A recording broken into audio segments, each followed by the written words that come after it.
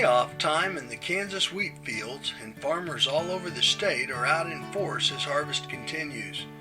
The drone of combines fills the rural landscape, and the excitement of finishing the crop is contagious for everyone involved. Hot temperatures and high pressure saved the day following heavy rains over much of the state just as wheat ripened. Trucks line up at elevators as the big machines march through fields. Wheat is the state's largest crop, with yields commonly exceeding 300 million bushels. Wheat is a major factor in the Kansas economy.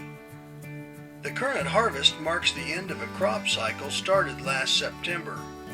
Besides its financial impact, wheat is important to many kinds of wildlife.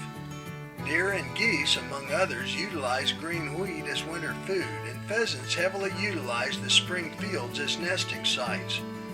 This year's late harvest should favor pheasant production since it allowed extra time for hatching and dispersal. Dust paints the sunset sky over Kansas wheat fields. In a way, harvest touches us all. The golden grain so prevalent in mid-June will soon be gone. Come fall, game animals nurtured on this wheat will bring another kind of harvest. It's all part of the ebb and flow of the Kansas outdoors. I'm Mike Blair for Kansas Wildlife and Parks.